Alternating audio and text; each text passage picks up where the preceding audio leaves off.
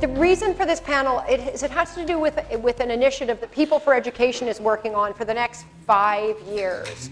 And I think the things that you heard from Pedro this morning are an incredibly important part of this work. And also all of the stuff that we read in the newspapers right now, well, maybe not all of the stuff we're reading in the newspaper. We can leave out some of the things we're reading in the newspaper. But a sort of general sense of what's going on in the world is also the reason for this panel and the reason for the work that we're doing. And so I've been thinking about this a lot because I was part of a conversation with Pedro last night where I kept thinking somehow there are sort of two streams here. And one stream is what happens inside schools, the practices, the things that are going on inside school. And sometimes that feels quite disconnected from what's going on in the world. And our hope is that by the work that we're doing over the next 5 years, we're going to bring those together just a little bit more. So for me, when I was thinking about this morning, because I like to leave everything to the last minute, that's what I've taught my children really well, is that I was thinking about, so how do I talk about this better? And so I started to think about the things that we see in the news, and the things that we see and we're conscious of that Pedro did talk about are the growing gap between rich and poor, youth unemployment. I have a 26-year-old, I'm very conscious of youth unemployment. It strikes home all the time, every day. The skills gap that business and other leaders talk about, and they actually talk about the skills gap about kids' ability to work in teams, to think creatively, to innovate, to be entrepreneurs, to write even. We read about our environment all the time and about deep, real, huge concerns about our environment, and maybe that part of the cause of the concerns about our environment is the kind of growing consumerism in our society where we want what we want and we want to be able to get it. There are huge pressures, as you all know, on our healthcare system, partly to do with the state of our health, the obesity, the rise in depression and anxiety, just the worry about how much money we spend on it. And we worry about voter apathy, voter cynicism, and the last week or so we could understand a little voter cynicism, but hopefully in general not. And a sense of sort of general disengagement from our political world, from our democracy. So sometimes when we're talking about education, we forget to think about how we're feeling about everything else. And the purpose of the initiative that People for Education is working on in the next 5 years has to do with connecting those two things. So what we want is for all of our leaders, all of our citizens, all of the people participating in our world in Canada to be thinking, okay, these are the things I care about my country, my province, my community, even my neighborhood. These are the things that I care about. And this is how school fits into this. So we want to sort of change the perception so that when we're thinking about and worrying about these things, we go, what role does school have to play? And when I say school, I'm talking about from early childhood to grade 12. That's our place that we work in. Leaders sometimes talk about post-secondary, but for some reason they actually don't talk about if this is the kind of world we want, what do we need to do in our schools? Now, at the same time as we have quite a few not so good things going on in our world, we've had a lot of change in education over the last 20 or 30 years, which Pedro did talk about. And ironically, we think that some of those changes are having a negative impact on that world we want to change. We're doing the opposite of what we should be doing in our schools. And that opposite has to do with a kind of narrowing of the very definition of education.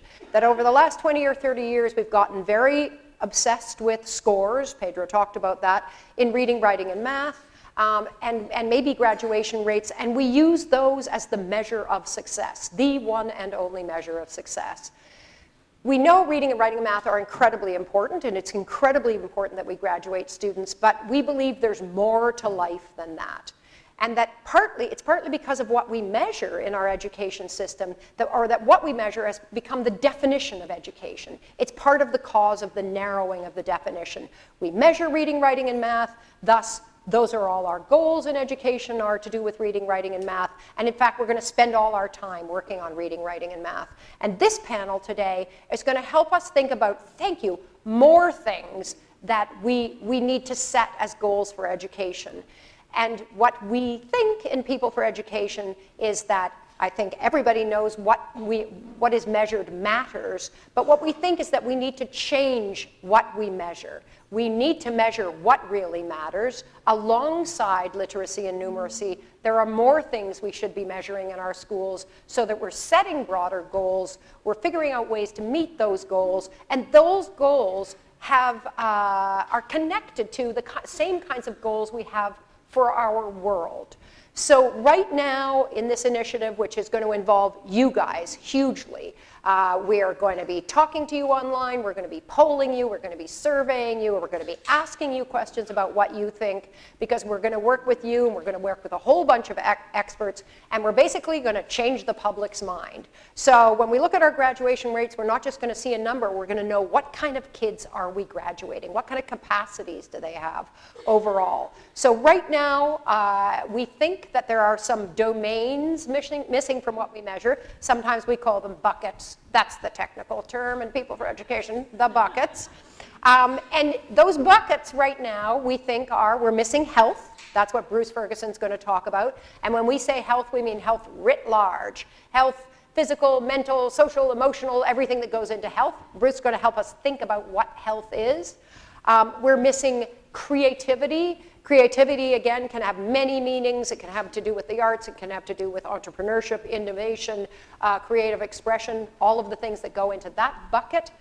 We're missing citizenship, maybe citizenship and social responsibility, democracy, everything that goes into that, into being an engaged citizen.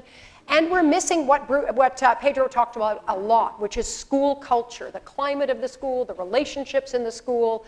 Thank you. I have the fabulous reader here going, that's enough. So that we need to figure out a way of measuring that so that when you think, is my kid's school a good school? You'll know the answer to that question in a way better way now than you do with just looking at reading, writing, and math.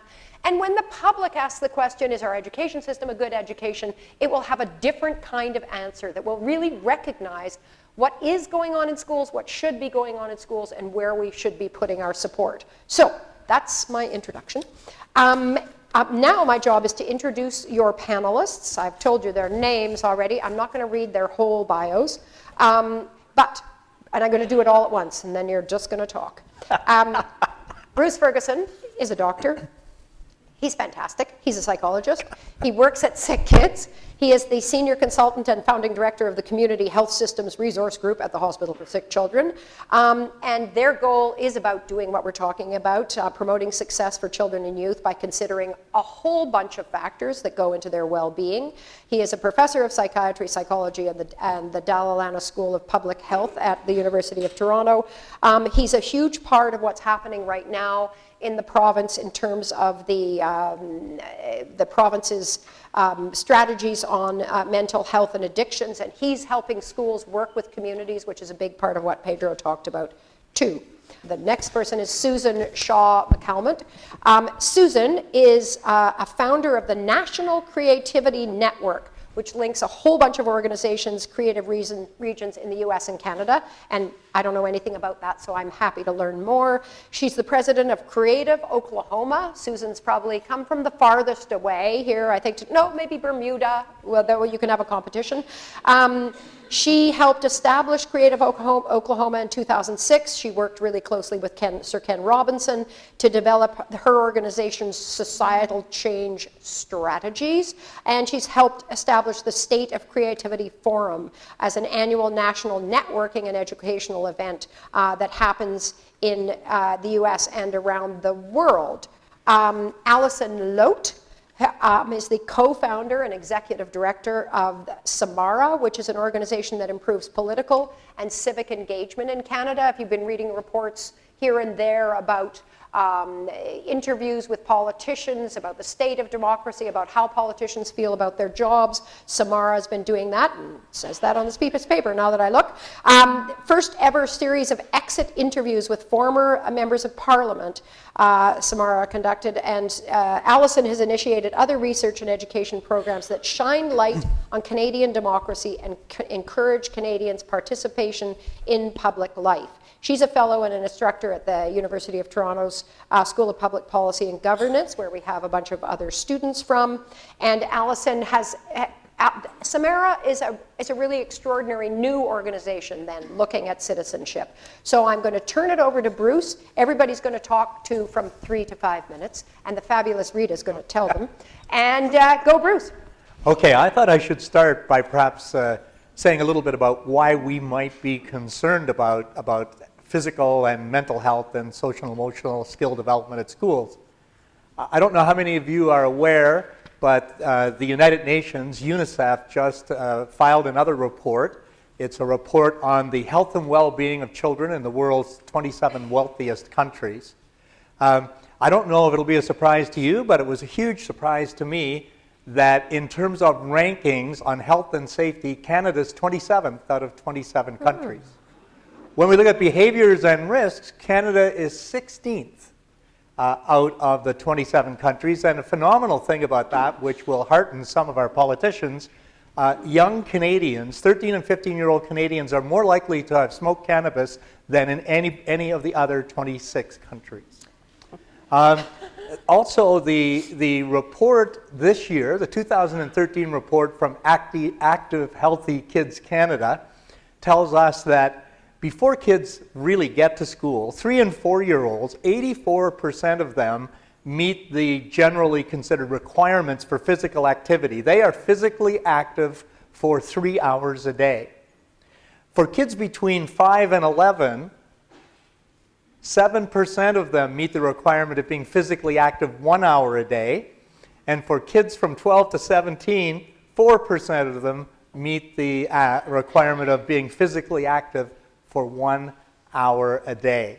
Now, Annie talked about what we count, and you'll all know from the media that currently we're big on pounds.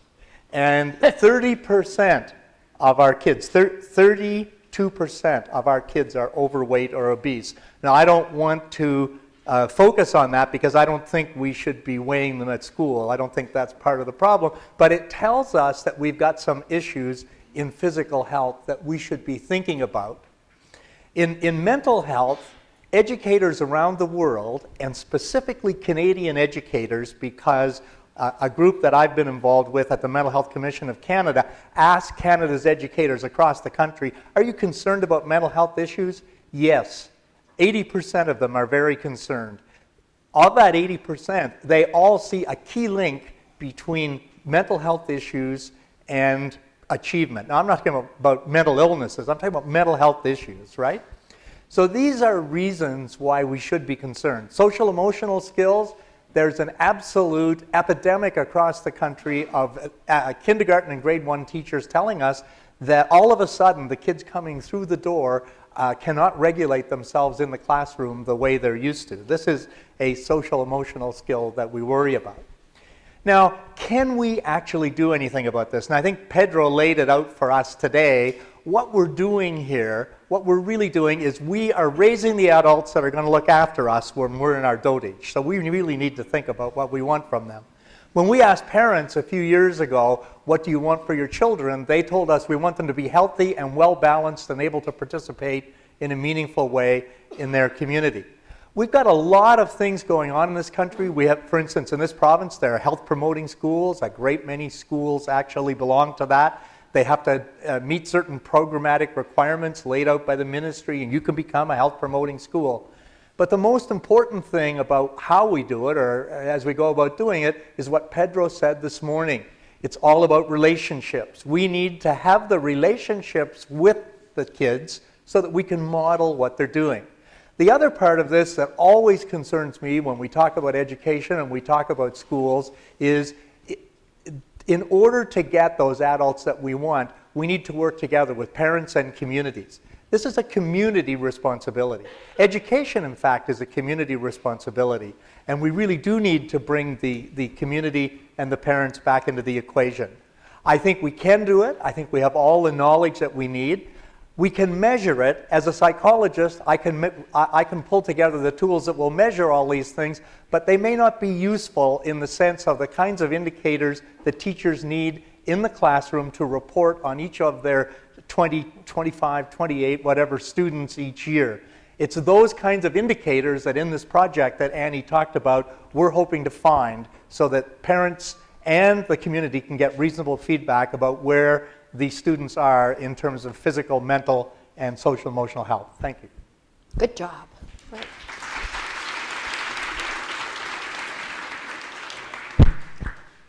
And I'm going to talk about why we should care about creativity. And I guess we all hear globally about innovation driving our economy and that we're in a global economy of ideas. But innovation doesn't happen in a vacuum. And there's a cognitive process of developing the imagination, creativity, innovation, and then that can lead to entrepreneurial development. We call it the ICI continuum, and it's very important that we realize that innovation in our countries or in our states or regions will not happen without cultivating and nurturing the environment of our children. That is very, very critical. We began a grand experiment in the state of Oklahoma about 10 years ago after having run into, it was just Ken Robinson then, not Sir Ken Robinson.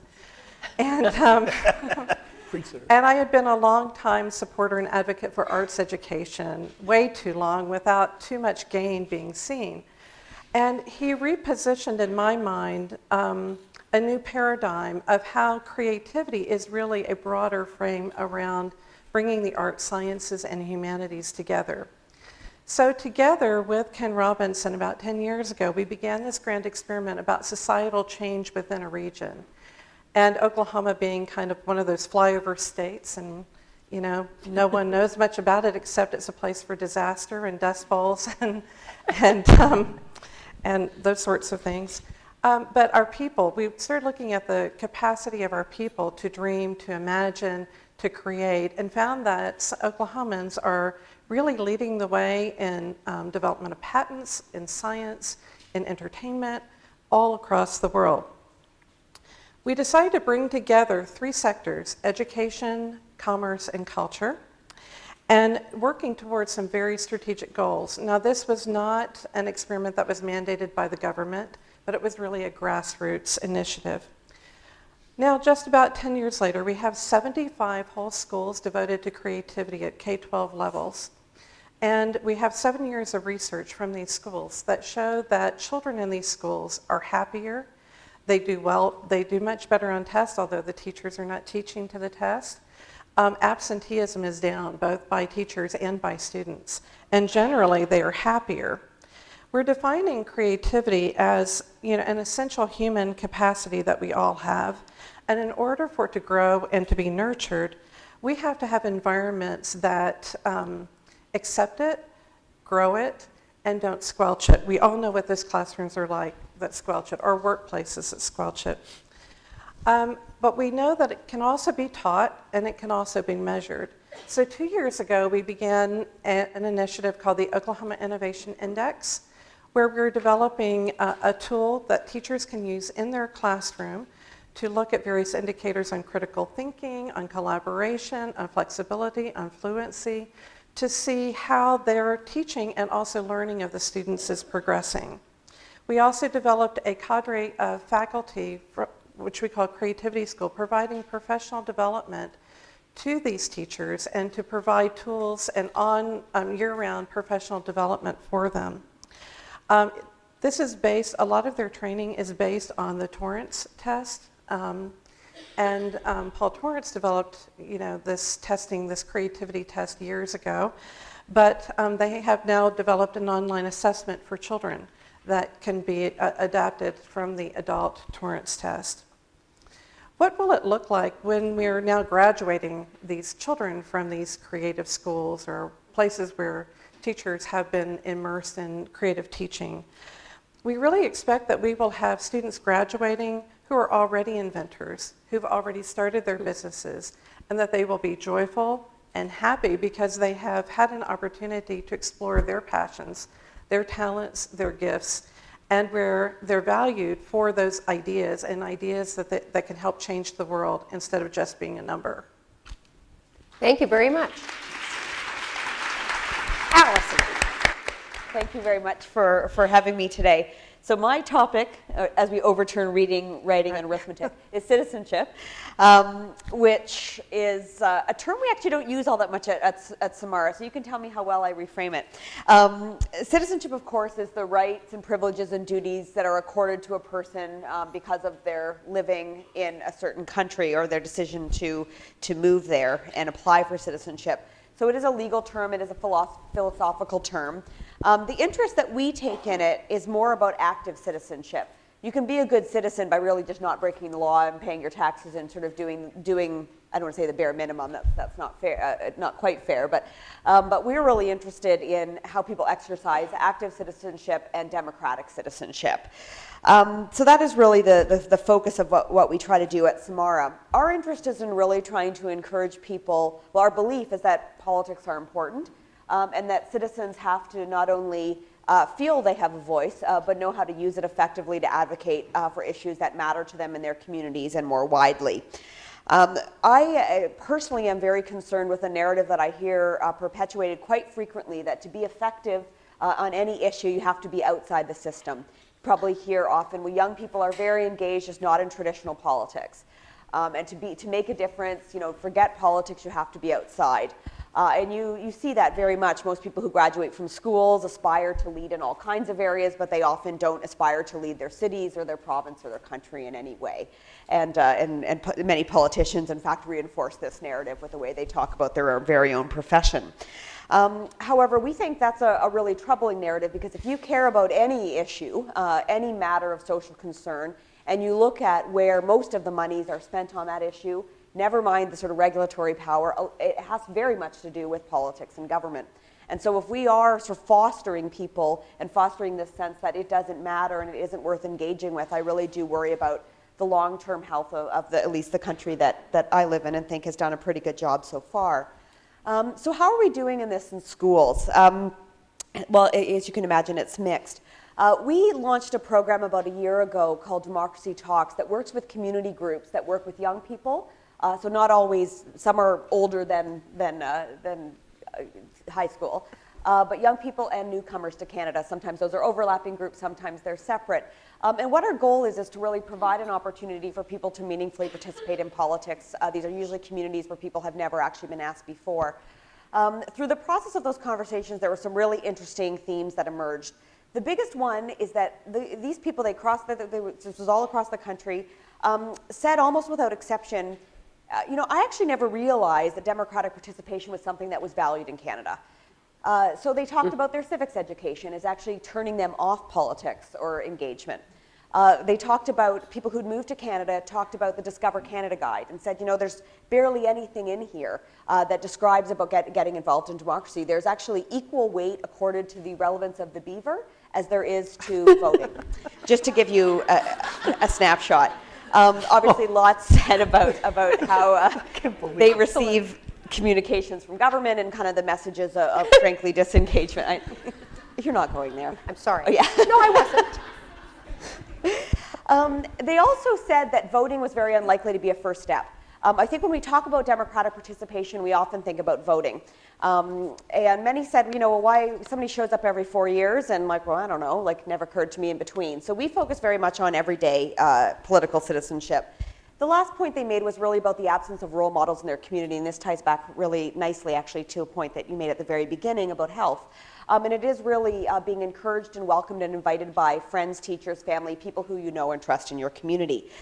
So some really powerful messages there about how we sort of almost need to culturally attack this a little bit differently. So a question was posed, how do you start to measure this? So voter turnout, we know that story. It's been going down very steadily for well over a generation. The primary reason it is going down is because young people who've always voted in lower numbers than adults, or always, are increasingly less likely to ever start voting. So we're basically educating a generation after generation of people to just not vote, hence sort of back to those narratives I mentioned at the beginning. I don't know if they can get this checklist up on the screen, but what we have launched at our organization is a list of 20 ways you can participate in politics in between elections. So these are very small things that can be done whether you're a citizen or not. We've actually gathered the data for these.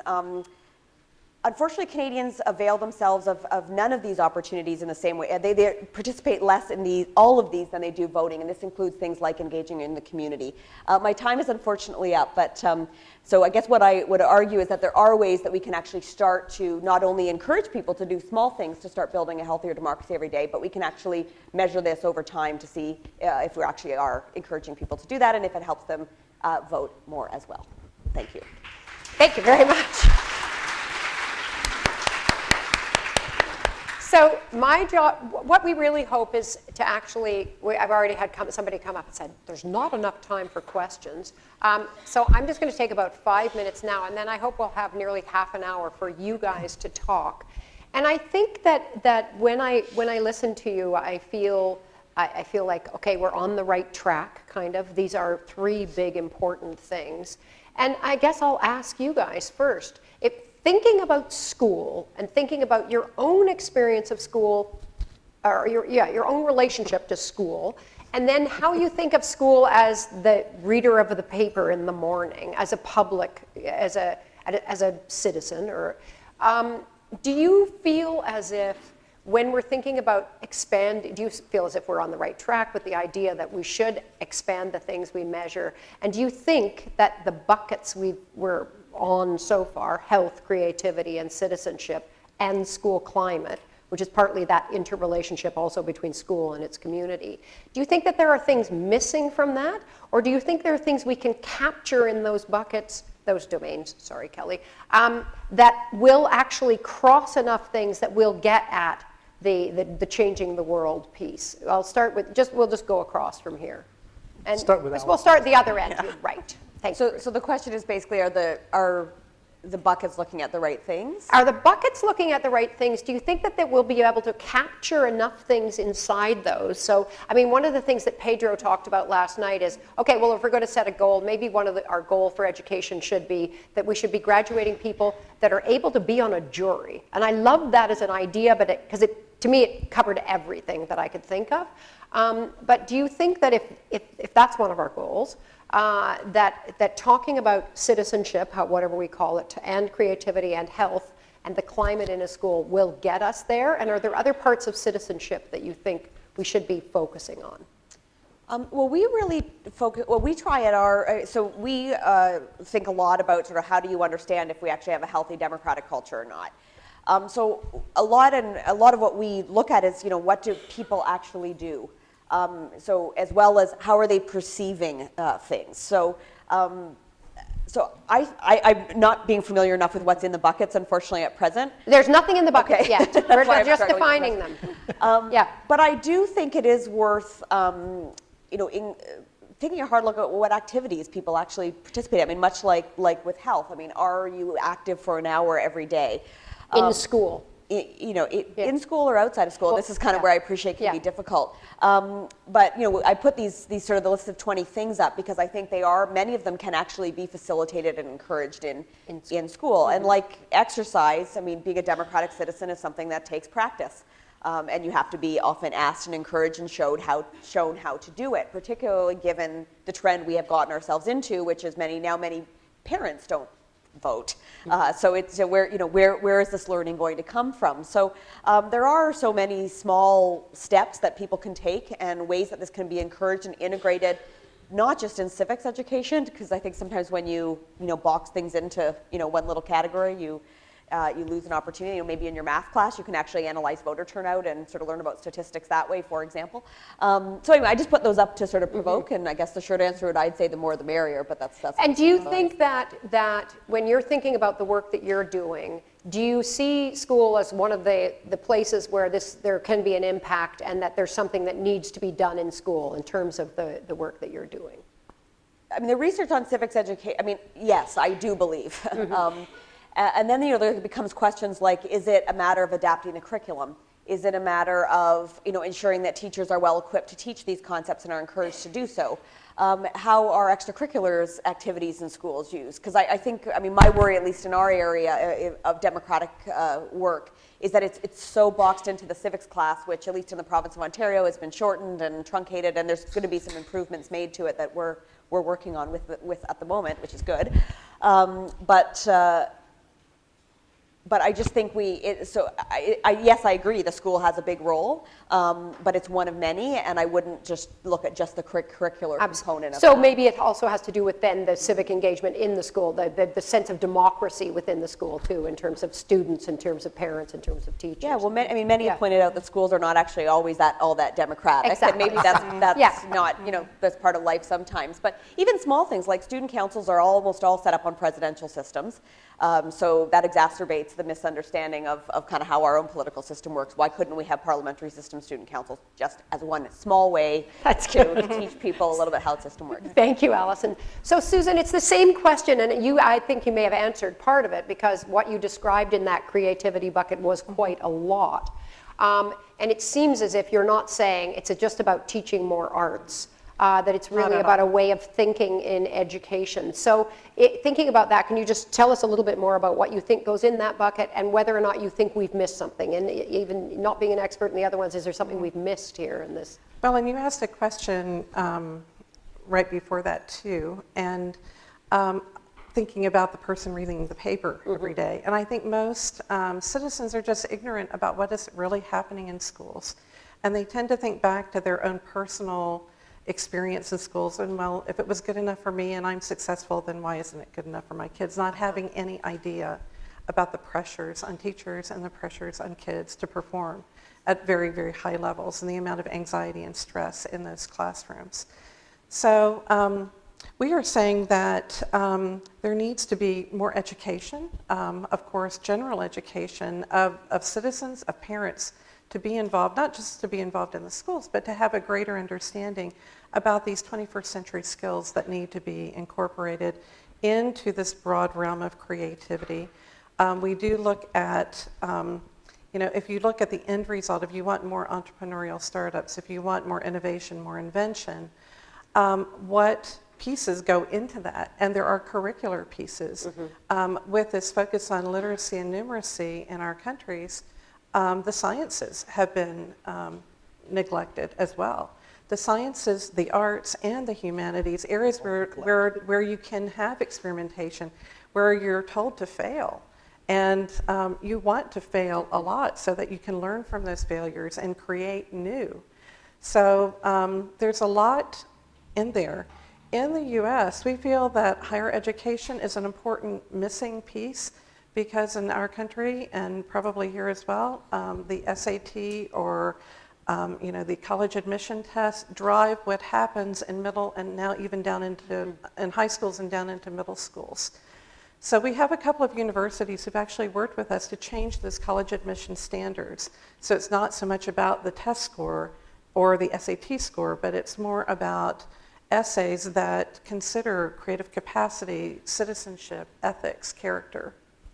That's great, thank you. And I'm going to ask you whatever parts of that question you choose to answer. And I think that going on from there, it's also, what we're focusing on is trying to figure out the impact of measurement, and then how we shift, and in the end, what we're hoping for is to have measurement that's publicly understandable, but also educationally useful. So it's useful inside schools, and we are going to be building this with teachers, with people inside schools, but that our desire is for the public to buy it as real, serious, concrete, as important as, because I think part of the change over the last few years is that we've come to just believe, whoever we are, left, right, center, it doesn't matter, secretly we all look at those rankings, we all care, and we all buy that as the measure. So over to you, Bruce. But before and we're going to open it up to questions now. So if you have questions, start standing up. So I'm surprised that Allison didn't say right at the beginning that if we were going to learn about democracy, our schools would have to be more democratic. There's another thing about them that relates to innovation. And 3 years ago, my grandson started school 100 years after my father started school, and the grammar of schooling faced by my grandson was almost identical to that faced by my father, and no other area of his life would be the same. Right. So there's a great opportunity to use creativity when it comes to how we think about education. Let's take it back to health and mental health. One of the things that kids have to learn, and we have to help them learn it at home and in the community, and certainly in the schools, is they have to learn who they are. They have to learn how to manage themselves, but they also have to learn how to relate to other people in the environment, which means you have to ask who's there. And asking who's there allows us to talk about the diversity of people who are out there. We had a wonderful panel about our Aboriginal peoples, but we need to know about those people. It's not just enough to know that they're there, to know that they have different backgrounds, that they have different cultures, that some of them have different beliefs, but also we have to teach them to value the fact that they're all there, that we get rich because they're all there. These are the ways that you can work all of these kinds of things into something that actually builds mental health in our young people. That's great. Thank you very much. Okay. Questions. Introduce yourself and ask a question. Oh, I thought you were in line. Okay. Hi, it's George Ramos. I'm on chair of a few councils, kids at different schools.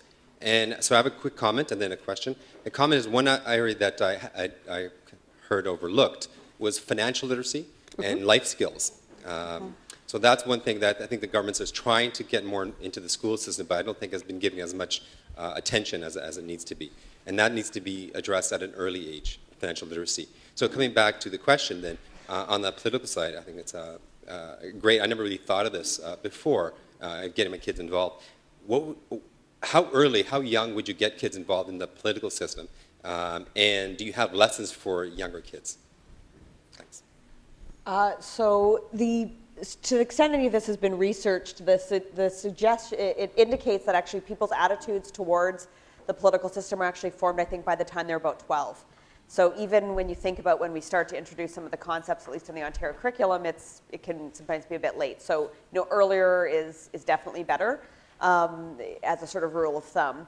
But I also think, it's never too late. And, there's lots of opportunities both within the school system and the extracurricular system as well as in the community sector that, and there's lots of community sector organizations that use schools as meeting places. So that, all of it's great. Younger is really important. Our organization is not a sort of curriculum provider, unfortunately. We're only about 4 years old. So we do have a small series of activities, but they're a little more geared for university and high school at the moment. But as we age, we will hopefully be able to widen that, but we're just not quite there yet, unfortunately. Go ahead. Hi, my name is Jocelyn Mitchell, actually a co-chair for one of the alternative schools in Toronto. And my question goes to Alison as well. We have our philosophy at school, and one of them is active citizenship, which is what we have actually embraced for this school year. My challenge is that teachers have a perception that active citizenship also equates to fundraising. And so we've been we've been bombarded with support for the Toronto Foundation's success, that group. I have nothing against it. I'm all for it because, I truly recognize the need. But is there any other way that we can kind of, teach our kids that we do live in a democratic society and these are the things that they need to take on and, just for them to exercise and be aware of this right, of their rights as children? Right? We're trying to kind of raise that awareness within our kids in the school. So, any suggestions? Yeah, that's a fascinating comment you made. Because I know there's a lot of charities that actually do try to actively get into schools to fundraise. So that was fascinating comment. So the short answer is, there's lots, and right now we're working with on a textbook that will complement the new Ontario Civics curriculum, which will be oriented around active citizenship. And one of the live discussions we're having is what are some of the activities that we could include in that. So part of what I will do is throw the question back if people have ideas, but things that we are talking about are having students write small opinion pieces that would sort of almost be like in a school paper or a school website if you had one, and actually publishing them and getting them to talk about them. Maybe we don't want to do this in Toronto, but you could take your students to a city council meeting or tours of your legislatures. If you live in a Maybe major Susan city. doesn't know about our mayor yet. No, I've heard. We'll tell her after. Yeah, everybody in the world apparently knows about our mayor. we all know. News this morning. So yeah, things like that. So a lot of what we try to focus on is have the students identify something in the school that they don't like and teach them how to work together and with the administrators and the teachers to advance a solution for that. So we're trying to come up with really small, doable, practical things that can actually, again, help establish people's sense of themselves and how they can be effective as advocates. So I want to follow that. I want to give you guys a chance to follow up with that, because I think what's interesting about that question, and it can go all the way down to little kids, is that sense of and maybe we need another word besides citizenship, but I am a human being in the world. I have a voice. I can express myself. My voice is valued, is all part of that idea. So can you talk about that within the terms of creativity and also within the terms of health? By health, I mean health, not illness. So, well, it's the essential core of creativity, and understanding that every child is born with innate imagination and creative capacities and desires and some sense of the beginnings of what they'll become in life, and understanding how to nurture that and allowing them to have voice. I mean, it's very important. Even, we allow them to have voice in preschool, but by the time they get into the elementary schools and as they age, their voice lessens and lessens and lessens. And that is so important that they are valued. And I like what you said as well, that, we really develop relationships with one another so that, it's part of being, part of a civil society, and I think we've lost that. No, thank you. And Bruce? I think that the core of good mental health, at least speaking not as a psychologist, but as an old man, is knowing who you are. Yeah. And one of the important things about knowing who you are is being able to hear your own voice and trust your own voice. And this is something you learn to do in the interactions and with the support of the adults around you as you grow up. So I think that everybody has to do that and look at the world they live in, and there's a political world we live in. And we have to do that. We also need to be taught as we come along, and just like in saying there were a great many things I wish I had known 50 or 60 years ago about what happened to the Aboriginal people on Turtle Island. We need to know about what happens with the media. We need media literacy. We need to understand that we agree with the things we like the things that we agree with, and we need to know about the traps that we fall into. It's absolutely critical if we're going to do that. One of the things that I used to love to do when I was still teaching at university, I used to teach statistics. And I used to love elections because when the elections were on, something would happen like Stats Canada would release new labor figures. And all three major political party leaders would argue that these figures supported their point of view. And I used to ask my students, who's lying? And of course, none of them was lying. They were picking the figures they wanted and tilting them. These kinds of things are important, and they can start when kids are very little and I right think up to adulthood. to just I think one of the things that's interested us and why we've been looking at measurement is that if you think about what we care about when kids are really little, in childcare, there is actually a lot of measurement, and they measure very specific things to do with early childhood development, to do with self-regulation, to do with relationships, and then some magic thing happens when they go into grade 1 and ka-chunk. That's right. We don't measure that anymore. We don't care about that anymore. And so part of what we're arguing is that measuring that development all the way through it is important, it's serious, it's real, it's concrete, and it's as important along with literacy and numeracy. Sorry, go ahead. Hi, my name's Helen Victorous.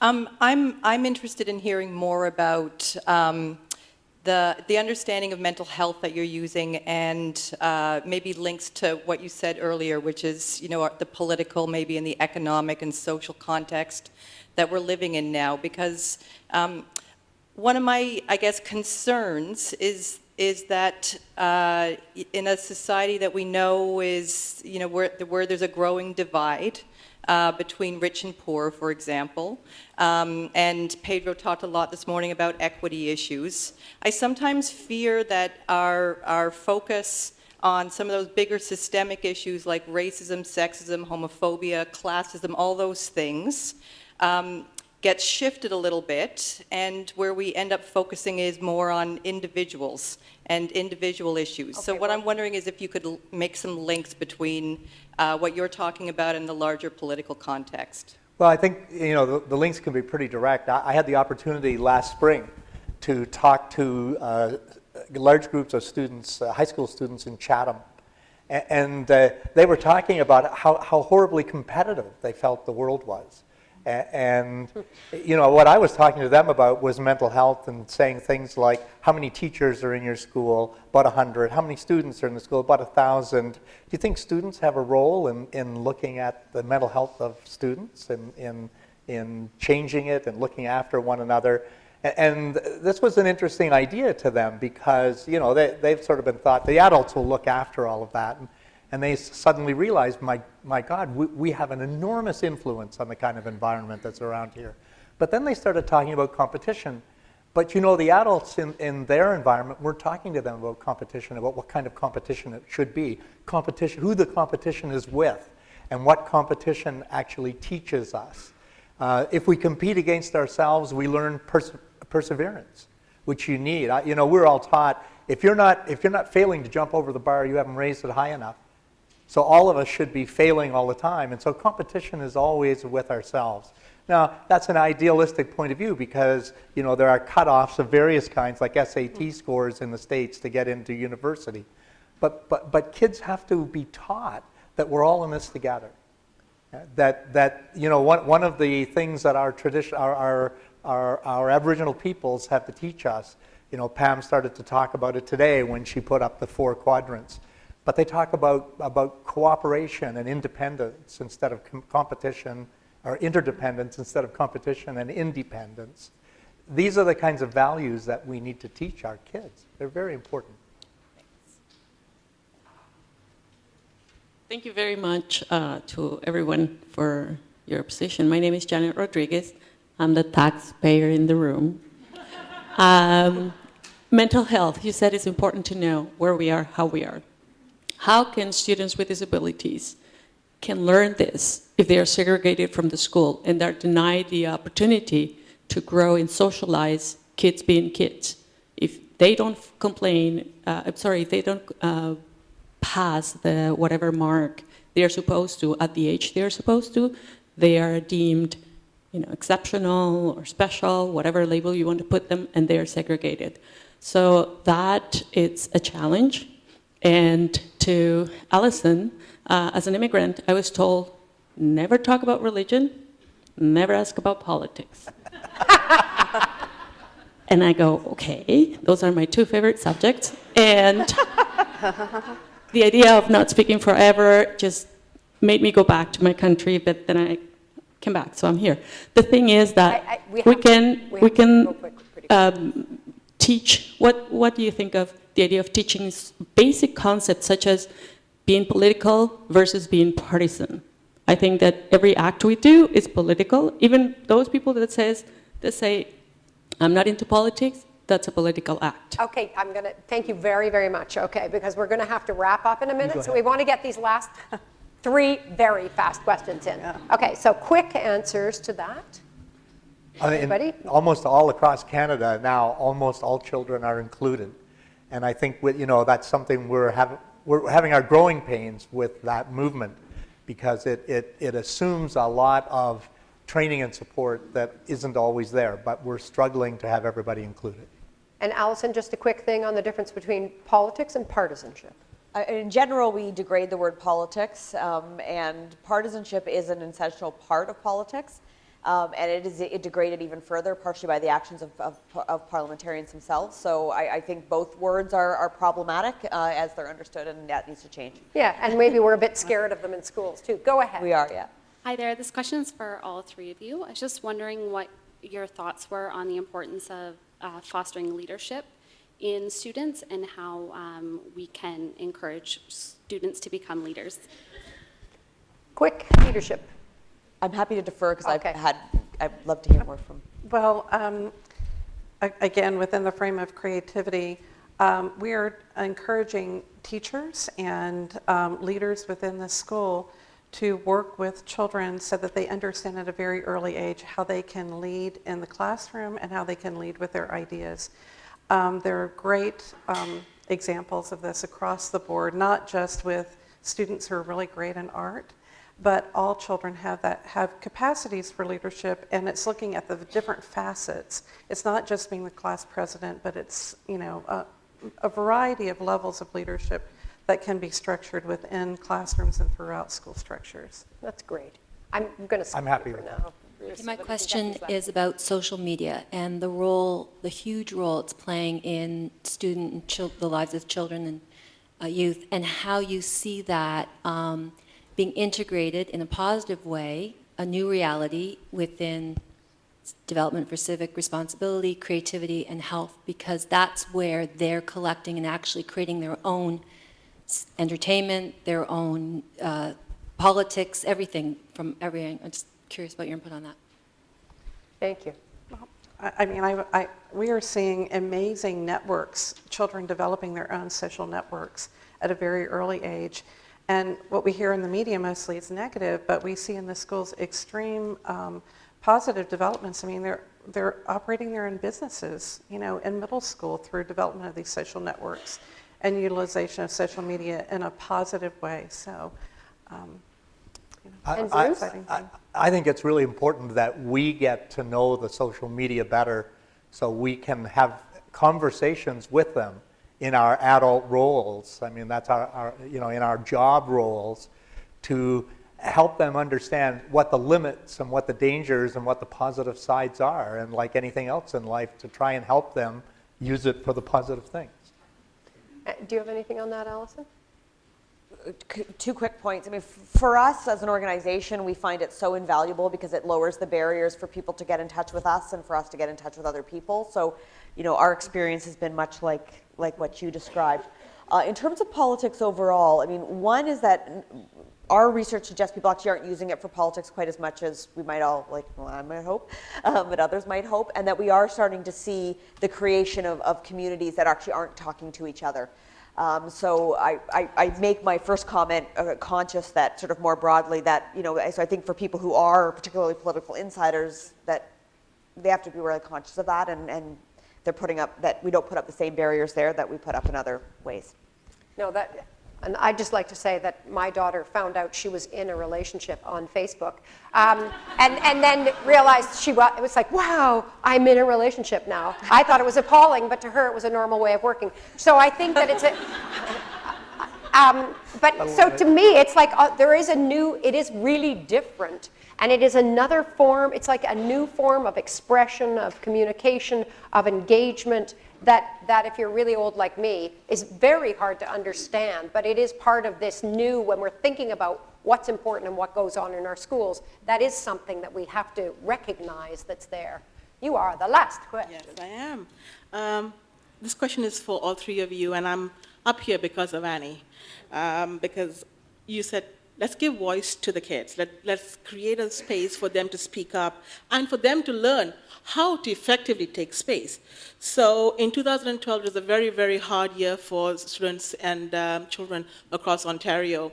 And in the remote space, Deep Space Nine, if you will, or Mississauga Northwest, in the community of Lisgar, a group of students decided to create space for themselves, to give voice for their mental health and what they were experiencing, and to be very creative in going out and protest, identifying themselves as the victims of what happened in 2012. What followed was very silencing.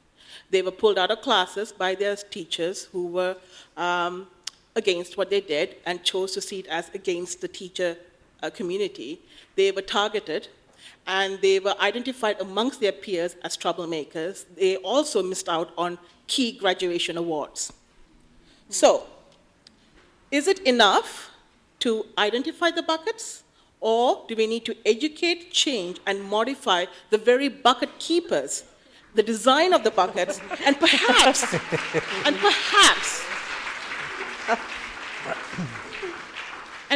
as John F. Kennedy said, we dare to put a human on the moon. Human, he said man, I choose to say human. Perhaps even dare to hold the keepers of the buckets accountable. How would you address that children do not, at present in our society, have a political platform or power in the inherent power hierarchy that is our school system? And please, I beseech you, do not say that is the role of the trustees. That never occurred to me. The role of the trustees. Okay, go Allison. And if you can use that as a way to answer that question and just wrap up your thoughts on this, then I will wrap up the whole thing and we will move on. Good luck. I feel terrible. I've been so long since I've been in school, and I have no children, so I'm very removed from it. By the way, that was a really excellent question. I thought we should have just ended with that question. So there's a couple of tricky things here. Your bucket keepers comment is a big one. When you sort of look at where some of this falls down, it's very much with the administration and the teachers of the school who have a tremendous amount of pressure on them and haven't necessarily themselves been taught how to facilitate and encourage this, perhaps a sort of more even distribution of power and kind of or how people can learn to effectively advance things. So, it really is a systemic challenge, and I don't say that to throw it out, but then you're kind of getting into how are we teaching teachers? What reward systems are we placing for teachers to kind of encourage this? What tools are they given? So I don't want to, I feel uncomfortable giving a quick answer because it is such an important issue to discuss. But it is important, and I'm going to go back to what I said at the beginning, that we do start talking about politics and power in a more normal way. Because part of the reasons why young people and youth are sort of disempowered from politics is because they actually do not vote. And so there's no incentive on the system for them to be heard, for people to listen to them. And so, how do we sort of chip away at that? And that's sort of how we approach things every day, how we govern in the school. So it is a really circular, tricky issue, and I unfortunately don't have a silver bullet answer, but hopefully that does illuminate, I think, some of the situation we've got ourselves in and how we need to start chipping away at it. Thank you. I too love the question about who are the bucket keepers today, because I think there's a shift that's occurring. And while federal and in our case state governments are driving so much of what happens in schools, I think there are shifts, and there's this power of the people we have more charter schools, we have more people opting out for homeschooling just because they're deciding to vote out and opt out of the system. So who the bucket holders are and what that looks like, I think, is changing. We have forged an interesting partnership with a lot of the private sector business leaders who are saying in the area of creativity and innovation, we're desperate for it. We're hiring the best graduates out of our universities, and when they're sitting around the board tables and we ask them, what do you think? They don't have answers. They say, no one's ever asked us. We know how to do a bubble test. We don't know how to think. We don't know how to generate ideas. So they're desperate for it. So I think there might be some interesting alliances looking at business leaders within your community and looking more in the private sector and doing a lot kind of under the radar, irregardless of what might be mandated from the top. I think that we need to look at, our job as adults is to guide young people to adulthood, but we need to learn not to fear and to trust our young people. They have tremendous ideas. We started out the day with a student trustee here, and when we started when the mental health transformation started 2 years ago, the student trustees made up a student charter about mental health that just blew us away. It was better than anything that we adults trained in the area had come up with. So we need to just step back and let them actually step up and do what they can do. We also, I think we need to think back to what Pedro was saying this morning, and he didn't say this, I'm going to paraphrase him a bit. He actually was saying we need to change our description of our job as educators. We're human developers, and we use reading and writing and arithmetic and all the disciplines as a vehicle to develop these young people into the adults that we want them that they would be, to be as good as they can be. And I think there have been some real lessons for us in the last handful of years in the United States where they had failing schools, some of the kinds of schools that Pedro talked about this morning. And people started schools where in these areas where the kids actually graduated at high rates, and then as they followed them up in life, did not succeed in the way they thought school graduation would help them succeed. And they said, what's gone wrong? What have we not paid attention to? Because they did very well in all the high school subjects, and then they went off to work or to university and they didn't do well. And they got interested in the positive psychology movement. And positive psychology in the last couple of decades has taught us a lot about what it takes to flourish as human beings. And the kinds of things they're talking about are kind of interesting. So the people in these schools worked with the people in positive psychology, because positive psychology has come up with 24 character traits or values that are important for you and me to live a good life. And they said, well, 24 is too many. How could we boil it down? And they boiled it down to 7 that they were going to work with in this school, along with having the young people still succeed academically. And I want to tell you what they are. They're grit or perseverance, self-control or self-discipline, social intelligence or social skills, vitality or excitement or zest about life, gratitude for what we've been given or where we've been able to get to, curiosity related to creativity, and optimism. And they're now starting to develop indicators for those kinds of things and beginning to have some success, which gives me hope that we'll have success as we try and broaden the bucket. Thank you very much, Bruce. So I think for me the most important thing is that what we have to remember is that part of how change happens is from the outside. It happens from you guys. It happens from citizens being engaged. I'm worried by Allison saying, I don't have kids in school and I'm very removed from it. Because I think the other message we need to get out into the world is that none of you are removed from this. This is the next generation of society we're talking about here, and that we need to recognize and take seriously and not just accept that the things that we measure now are the be-all and end-all of success, but that the things these people are talking about they are real, they are solid, they are measurable, they are part of the goals in education in Ontario. I'm not trying to say it's not what we are already doing or trying to do, but what's important then is that they become part of all of our description of success.